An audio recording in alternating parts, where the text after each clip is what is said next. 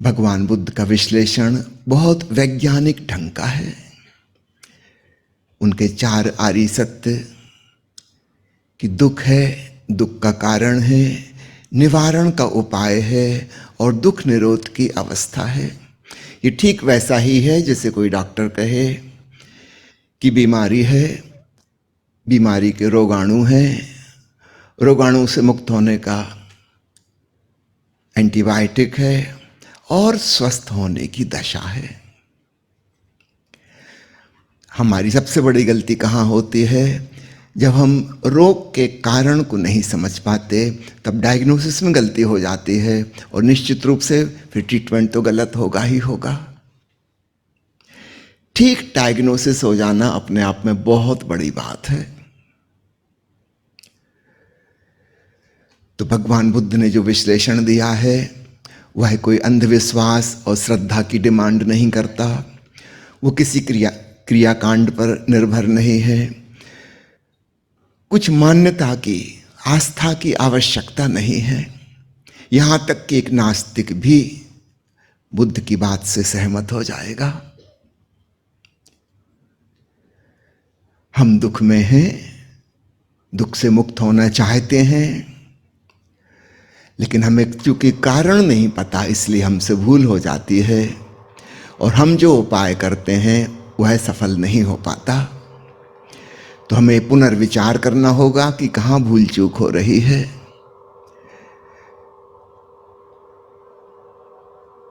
आज सबसे पहला जो कारण जिस पर हम विमर्श करेंगे वो है जैसे जैसे मनुष्य सभ्य और सुसंस्कृत होता चला गया वैसे वैसे वह प्रकृति से दूर होता चला गया। इन तीन शब्दों को समझना, प्रकृति, विकृति और संस्कृति।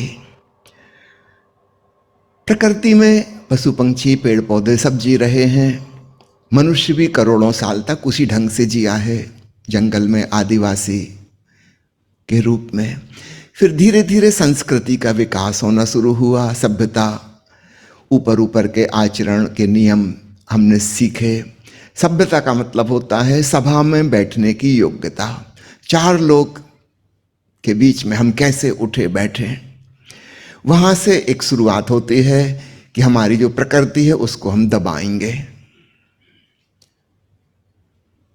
हम ऊपर से मर्यादा में, सभ्यता की सीमा में व्यवहार करेंगे। निश्चित रूप से वह व्यवहार हमारे स्वभाव से भिन्न हो जाएगा, हमारे भीतर द्वंद्व हो जाएगा।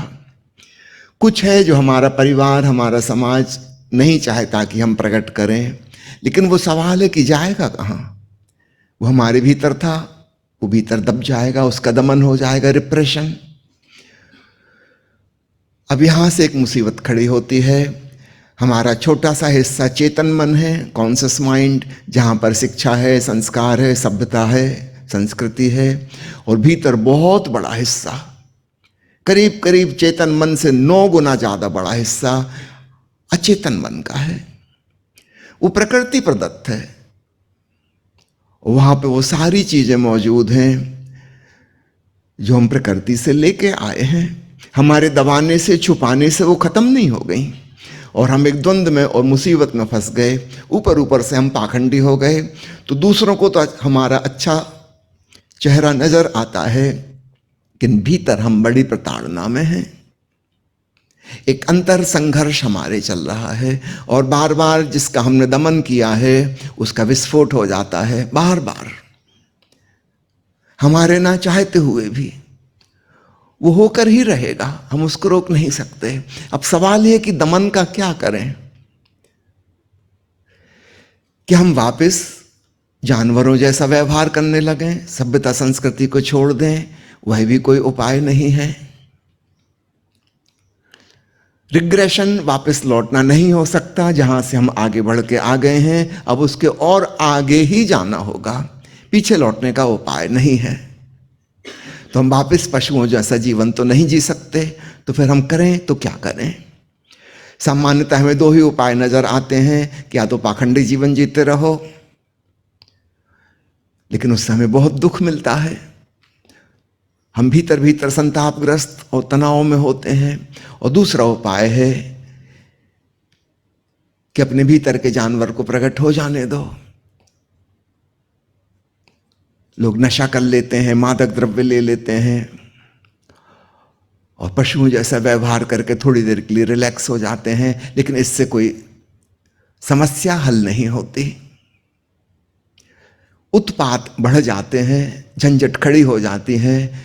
हमने कुछ गलत किया, अब सामने वाला गलत करेगा, एक चेन रिएक्शन, फिर रिएक्शन का रिएक्शन, एक सिलसिला शुरू हो जाएगा।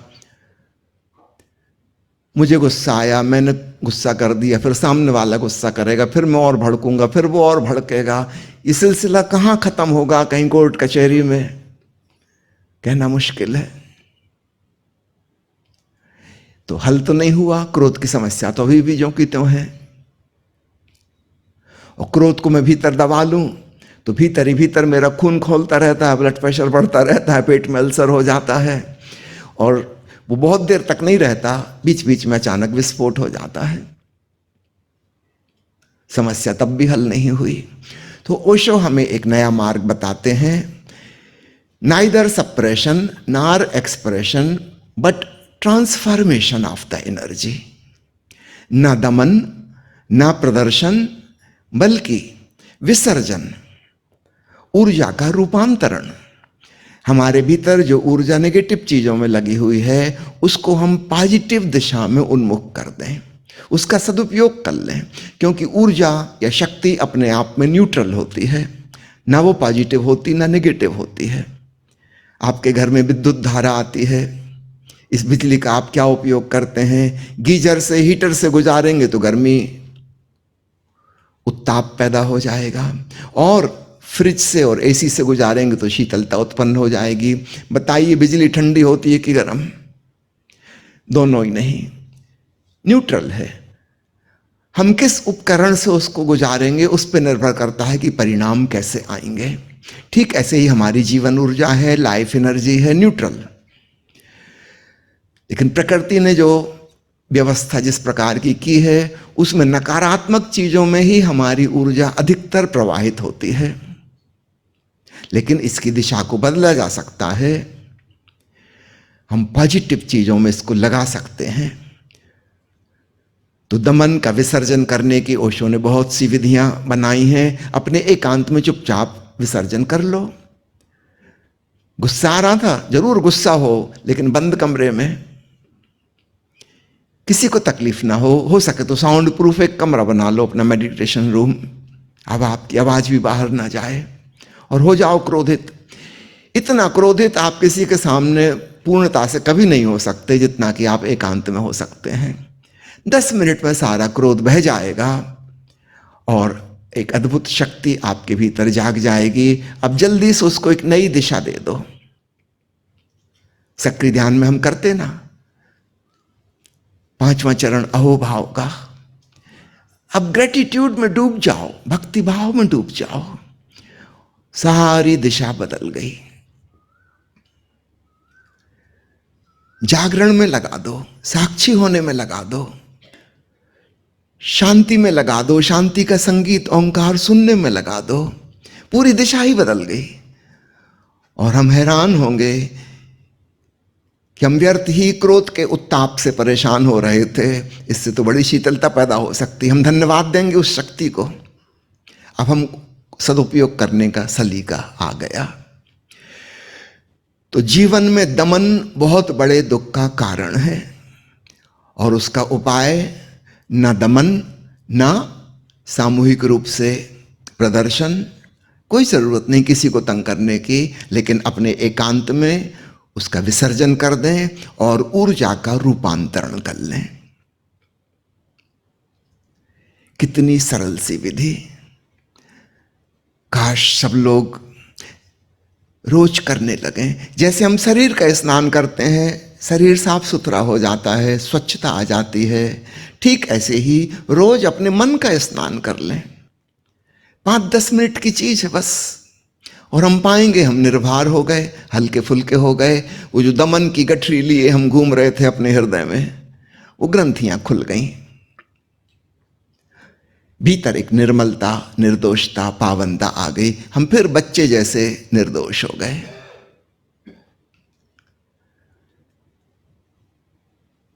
कितनी सरल सी बात है, कुछ भी खास नहीं है, हर कोई कर सकता है। काश स्कूल में छोटी उम्र से यह सिखाया जाए, बजाय प्रार्थना कराने के 5-10 मिनट कैथारसिस करवा दी जाए और उसके बाद 2 मिनट सब हंस लो, 5 मिनट जरा अपने मन का संगीत लगा के डांस कर लो, 2 मिनट शांत बैठ जाओ, ओंकार श्रवण में डूब जाओ।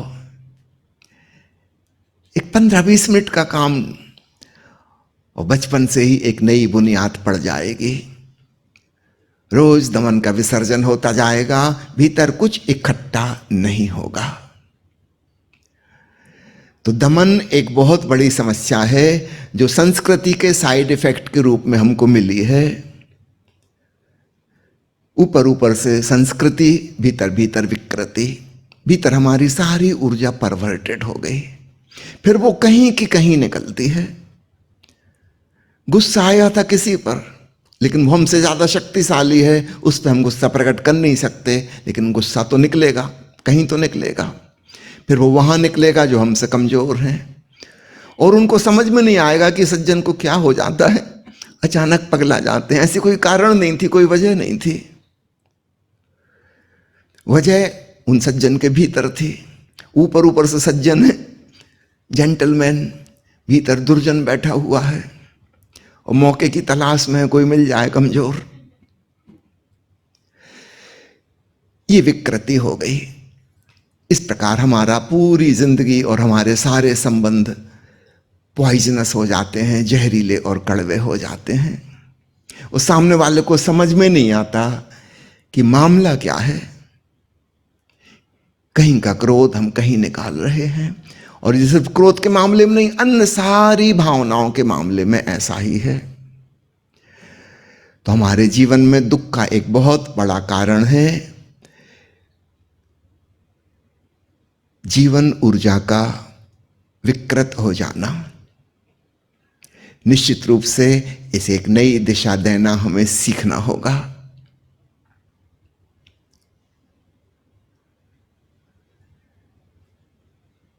तो दमन का एकांत में विसर्जन, और विसर्जन के बाद जो शक्ति है उसका तुरंत रूपांतरण कुछ क्रिएटिव ढंग से।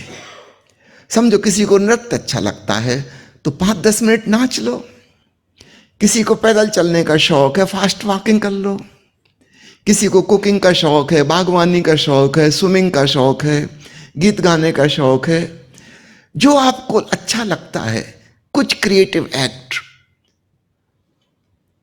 उसमें अपनी ऊर्जा को संलग्न कर दो। आप हैरान होगे कि मामला कितना सरल था। एक दंपत्ति मेरे पास आए थे, उनके लड़ाई झगड़े की स्थिति ये थी कि तलाक की नौबत आ चुकी थी। जब मेरे पास आए और उन्होंने एक दूसरे पर बहुत आरोप लगाए कि इनकी वजह से हमारे जीवन में ये दुख है, इनकी वजह से ये दुख है, मैंने सब उनकी सुनी। फिर मैंने कहा अच्छा ये बताओ, उन सज्जन से पूछा आप खुश कब थे? कहने लगे शादी के पहले। अधिकांश लोग यही उत्तर देते हैं। उनकी पत्नी से पूछा, उन्होंने भी वही कहा। हम कहा चलो कम से कम पति से एक बात में तो सहमत हो।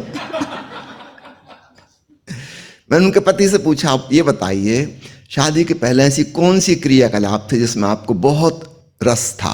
वो कहने लगे मैं फुटबॉल का खिलाड़ी था, रोज 2-2.5 घंटे फुटबॉल के मैदान में अपने मित्रों के संग मजा करता था। मैंने उनकी पत्नी से पूछा आपको किस चीज़ में बहुत मज़ा आता था? वो कहने लगी मुझे सितार बजाने का और तबला बजाने का शौक़ था। मैं मायके में म्यूज़िक की क्लास लिया करती थी, उसमें 2-2.5 घंटे रोज़ डूबती थी। बड़ा सुख था, शांति थी, प्रसन्नता थी। मैंने उनके पतिदेव से पूछा कि क्या आपकी पत्नी ने फुटबॉल खेलने को मना किया है? वो थोड़े चौंके, बोले नहीं तो। मैंने कहा फिर छूट क्यों गई फुटबॉल? कहने लगे ऐसा कुछ स्पष्ट समझ नहीं आता, बस छूट गई। मैंने उनकी पत्नी से पूछा सितार तबला आप कभी बजाती हैं? वो नहीं, वो तो मायके में छोड़ा है। उनका क्यों छोड़ आई? दहेज में आप अपने पिताजी को लूट के आ गई, तो सितार तबला वहां को छोड़ आई, वो भी ले आती हैं, इतना कुछ लेके आई हैं। कभी ख्याल ही नहीं आया। मैंने कहा अभी नया सितार तबला खरीदो, एक म्यूजिक टीचर ढूंढो, आप सीखना शुरू करो। उन सज्जन से कहा कि आप वापस फुटबॉल के मैदान में जाओ, नए मित्र मिल जाएंगे, हो सकता है कुछ पुराने अभी मौजूद हों, फिर से आप फुटबॉल खेलो। आप लोग 3 महीने बाद मेरे पास दोबारा आना, अगर तब भी आप दुखी हो तो फिर मैं तलाक के लिए हाँ कह दूंगा। 3 महीने वो बाद आए, बिल्कुल उनके चेहरे ही बदले हुए थे, दोनों बड़े प्रसन्न थे। उनका कि हुआ कि हमको समझ में नहीं आया। मैंने कहा आप दोनों की जो सृजनात्मक ऊर्जा का प्रवाह था वह बंद हो गया था। इसमें दूसरा व्यक्ति कारण नहीं है, दूसरे ने नहीं रोका था आपको, लेकिन आप फिर सारा दोषारोपण उस पर कर रहे थे बिना काम के। उसका कोई दोष नहीं है। आपको किस चीज में रस आता है आपको खोजना होगा, और आपको अपनी जीवन ऊर्जा को उस ढंग से नियोजित करना होगा। दूसरे को क्या पता? और दूसरे को भी मौका दो कि वह अपने 24 घंटे में से कम 10% समय कुछ ऐसी चीज में लगाए जिसमें उसका रस है, आनंद है। जब हम क्रिएटिव हो जाते हैं तो फिर हम डिस्ट्रक्टिव नहीं होते। और याद रखना, अगर क्रिएटिव नहीं हुए तो आपको डिस्ट्रक्टिव होने के लिए मजबूरी है आपकी। आप चाहो कि ना चाहो, आप डिस्ट्रक्टिव होकर ही रहोगे। वो ऊर्जा कुछ तो करेगी ना। अगर आप कुछ निर्माण नहीं करोगे तो फिर आप विध्वंस करोगे। सदगुरु ओशो ने यह अद्भुत दृष्टि और इसकी विधि हमें दी है।